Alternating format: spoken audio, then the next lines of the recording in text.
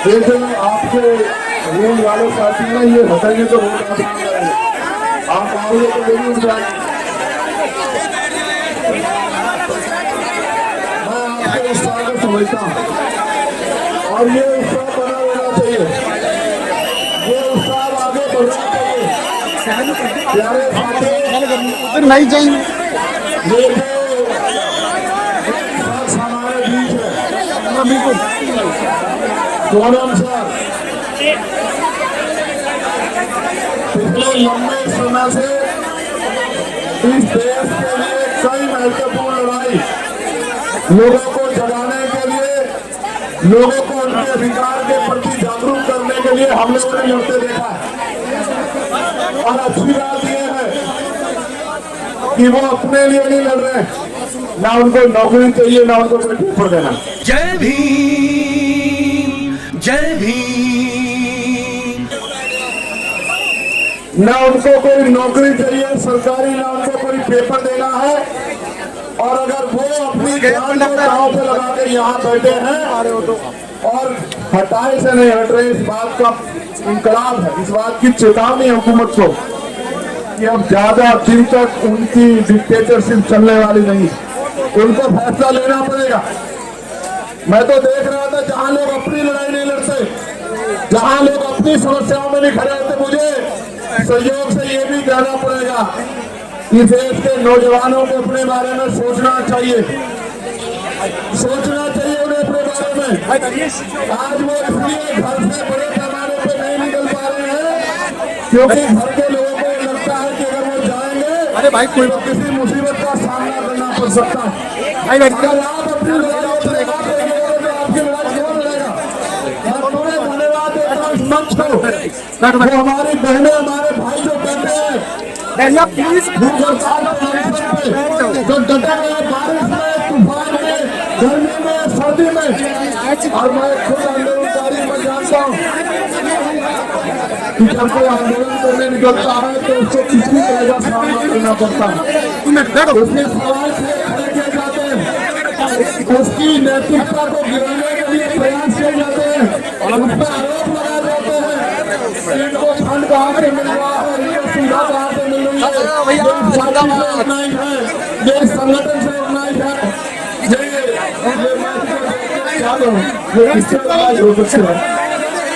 ये सब नौजवान है और नौजवान जब लड़ाई लेता है निजाम बदल जाते हैं। मेरी बात को आप याद रखना।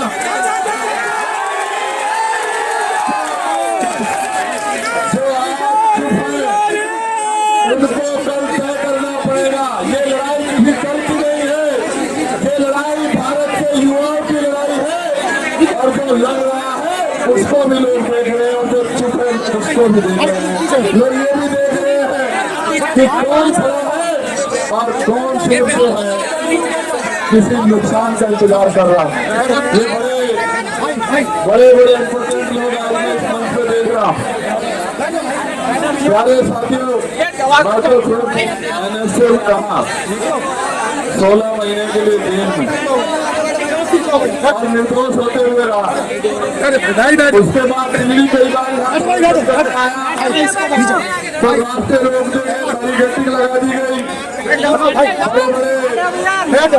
पुलिस ने फाइन खड़े करके तमाम तरह के प्रयास किए गए, लेकिन जब कोई क्रांतिकारी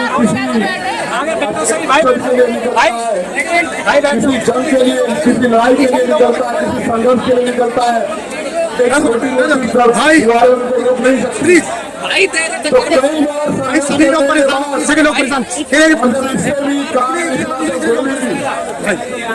गोली भी खानी पड़ी, लेकिन मैं जिम्मेदारी से कह सकता हूँ कि हमारे देश, हमारे देश के नागरिक इस देश के नौजवान की जिम्मेदारी हमने लोकसभा में शपथ ली है संविधान की, मेरी सबकी जिम्मेदारी बनती है। आप महसूस करके देखो, देश की हर मां चाहती है कि चंद्रशेखर आजाद हो, लेकिन वो प्रयासी के हाथ क्योंकि उनको साथ रखेंगे। और मैं फिर कह रहा हूँ, ये देश आंदोलन से बड़ा है, ये देश आंदोलन से आगे बढ़ा है। इस देश ने आंदोलन से अंग्रेजों के पैर उखाड़ दिए थे और ऐसे ऐसे आंदोलन जो अंग्रेजों की भाषा बोलेगा, जो अंग्रेजों के रास्ते पे चलेगा, जो अंग्रेजों को अपना आदर्श मानेगा, उन सबके पैर भी ऐसे ऐसे आंदोलन उखाड़ देंगे जो आप तानाशाही कर देंगे। क्यों नहीं? वो मैं जानना चाहता हूँ कि धर्मेंद्र प्रधान जी को क्यों नहीं जा रही है आवाज, प्रधानमंत्री जी को क्यों नहीं जा रही है आवाज, गृह मंत्री जी को क्यों नहीं जा रही है आवाज, और वो सरकार किसका इंतजार कर रही है कि ये इस शख्स में इस मंच पर बैठा है, इस शख्स जो है जो एक वैज्ञानिक है, जो एक पर्यावरण का मित्र है, जो देश की धरोहर है, वो मर जाए इस देश की बात का इंतजार कर रही है सरकार। यह इंतजार कर रही है कि कुछ कौन सा आगे यहाँ पत्थर फेंक के डंडा चला दे या कोई भीड़ आगे इस आंदोलन में हिंसा कर दे, ये आंदोलन बर्बाद हो जाए। मैं अपने साथ लोगों का बहुत सचेत होकर चलाने की आवश्यकता है। अब तक जैसे आपने चलाया आपकी बहादुरी को हम लोग सलाम करते हैं, अब तक जैसे आपने चला मैं आपकी बहादुरी को सलाम करता हूँ। तो मैंने देखा इस तरफाल के लिए पैर पकड़ने पड़े भाई, इस तरफाल के लिए पैर पकड़ने पड़े यहाँ रुकने के लिए। लास्ट बार पहलवान बेटियों का आंदोलन हुआ था यहाँ, मेरे आज भी याद है जब ये आंदोलन लंबा चला था। उसके बाद ये दूसरा आंदोलन, और कहा गया मुझसे भी कल इन्होंने कहा इनकी टीम ने कि भैया 20 तारीख को कूच करेंगे हम लोग। 20 को भाई थोड़ा नीचे करना आपने एक साइड।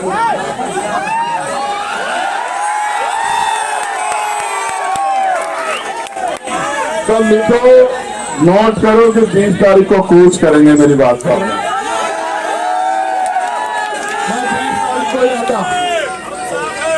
मेरा भरोसा करो, मैं 20 तारीख को आता। मैंने किसी को कहा भी नहीं आने के लिए, आप जानते हो, मैंने किसी से नहीं कहा कि आ जाओ, लेकिन इनकी वजह से आना पड़ा,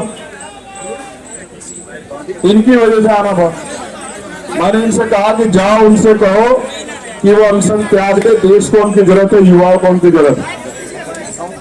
और इन्होंने कहा कि वो तो नहीं मान रहे। मैंने इनसे कहा मेरा संदेश देना कि उनका भाई इनसे कह रहा है कि त्याग दो, तो संदेश ये आया कि नहीं वो नहीं छोड़ रहे अनशन। तो मैं आज इनसे नहीं कहूंगा अनशन छोड़ो, मैं बिल्कुल नहीं कहूंगा। मेरे आज भी याद है जब शहीद आजम सरदार भगत सिंह जेल में थे, उनके पिताजी चले गए एप्लीकेशन लेके अंग्रेजों के पास कि इनकी सजा माफ कर दी जाए। तो मुझे याद है शहीद आजम सरदार भगत सिंह जी के वो सब अपने पिता से जब उन्होंने कहा कि आज आपने मेरी पीठ में छुरा घोंपा है, जिनके खिलाफ मैं लड़ रहा हूं, आपने उनके आगे कमजोर करने का काम किया, आज आपने मेरे आंदोलन को कमजोर किया, मेरे संघर्ष को कमजोर किया। तो मैं लड़ने वाला व्यक्ति उनका संघर्ष कमजोर नहीं करूंगा। अगर इनको कुछ होगा तो इसका खामियाजा इस सरकार को भुगतना पड़ेगा। मेरी बात को आप याद रखें। हमें इनको बनाने की जरूरत नहीं है कि ये अनशन त्यागे, देश की सरकार से सवाल पूछने की जरूरत है कि वो इस डिक्टेटरशिप को क्यों कर रही है। जो शिक्षा मंत्री पेपर नहीं बचा सकता है, वो युवाओं का भविष्य कैसे बचाएगा, इस बात का जवाब शिक्षा मंत्री को देना है। मैं फिर आपसे कह रहा हूं ये आंदोलन युवाओं के भविष्य को बचाने के लिए। आपको याद है सरदार भगत सिंह क्यों फांसी का फंदा चूमना चाहते थे? उनको ऐसा लगता था कि मेरे जाने के बाद लोग जागेंगे, और यही जिद करके कौन कर बैठे। मैं एक बार ताली हो जाए। मैं आपसे आग्रह करूंगा सर, 20 तारीख को आप हम लोग जितना बड़ा प्रोटेस्ट आप चाहोगे उतना बड़ा करेंगे, मगर 20 तारीख को आप हमारी भी मान लेना। आप आदमी बताओ कितने से 20 तारीख को प्रोटेस्ट में आपको बताओ, यहाँ से वहां तक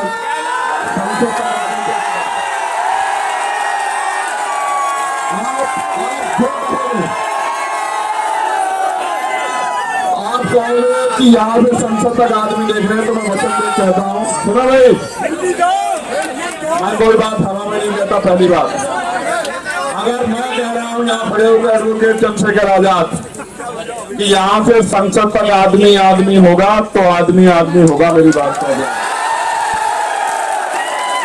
और सुनो, महापुरुषों की तस्वीरों के अलावा झंडा भी कोई नहीं होगा, क्योंकि इस आंदोलन के साथ खड़े हैं। इस आंदोलन से जो राजनीतिक लाभ नहीं चाहिए, मेरी बात को आप याद रखें। उस काम को बताओ सर, तारीख को तय कर दो, आप बताओ। चलो आपका कंसर्न बहुत जरूरी है। 20 तारीख को आप हमारी मान लोगे ना, 20 तारीख को जो आप कहते हो हम करेंगे, आप बताओ। आप हमारे देश को जरूरत है।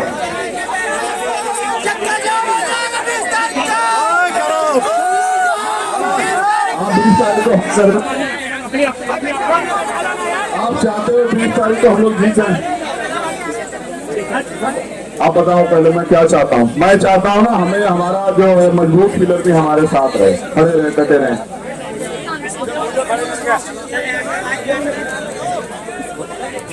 फिर हम विजय भैया का डांस भी देखेंगे यहाँ 20 तारीख की शाम में।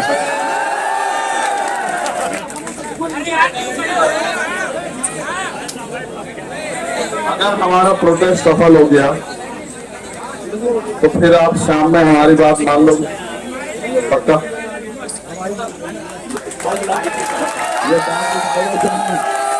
ये डांस करके दिखाएगा सामने विजय आपके नाम। देखो 20 तारीख को प्रोटेस्ट होगा तो प्रोटेस्ट होगा, और ऐसा प्रोटेस्ट होगा कि पिछले 10, 12, 15 साल में तो ऐसा प्रोटेस्ट दिल्ली में नहीं हुआ होगा।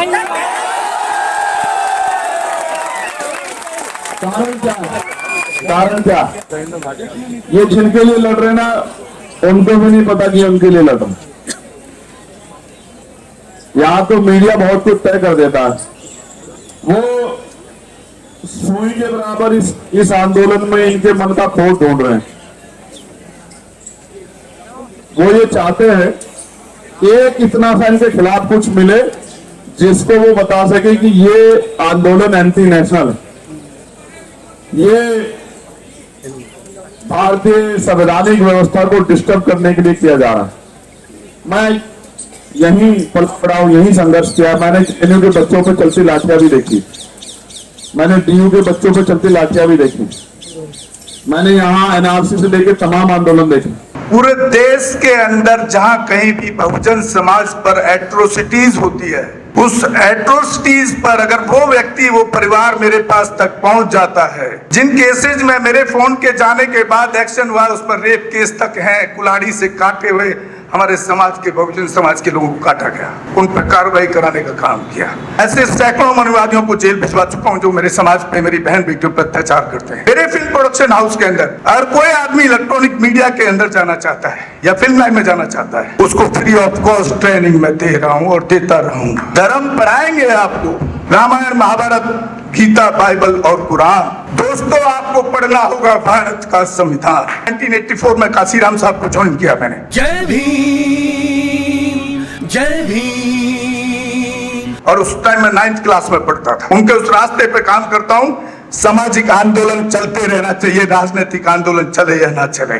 ना बिकता हूँ, ना मुझे कोई खरीद सकता है, ना समझौता करता हूँ। सिर्फ 18 घंटे काम करता हूँ। जब तक मेरे समाज के, बहुजन समाज के पीड़ित व्यक्ति को न्याय नहीं मिल जाता, तब तक मैं बाबा साहब के विचारों और संविधान पर चलता हूँ। 9810085714। गांव की घटना है, ठाकुरों ने राइफल से गोली चलाई, मारने का प्रयास किया, सिर्फ बारात चढ़त के ऊपर की, इस रास्ते से बारात नहीं चढ़ गई, ठाकुरों का रास्ता है। सारे चैनल को बोला कि भाई स्टोरी चला दो, किसी कोई चैनल पे स्टोरी चलाने के लिए तैयार नहीं होगा। कौन से बहुजन समाज को न्याय दिलाने की बात कर? काशीराम साहब कहते थे कि मैं किसी की शादी में नहीं जाऊंगा, किसी के फंक्शन में नहीं जाऊंगा, किसी के घर नहीं जाऊंगा, ना शादी करूंगा, ना गए कभी। जो संगठन, जो राजनीतिक लोग चला रहे, वो अपने घर में पहले सुरक्षा और बंगला और पैसे का और बड़ी कार का इंतजाम कर रहे हैं। उस पर भी आपको सोचना चाहिए। फिल्म लाइन और इलेक्ट्रॉनिक मीडिया में इस समाज के लोग, जो पुअर सेक्शन है, पुअर कास्ट जिसको कहते हैं, SC ST OBC माइनॉरिटी, एक भी चैनल का कोई भी मालिक इस देश के अंदर आज तक नहीं है। क्यों नहीं है? हमारे चैनल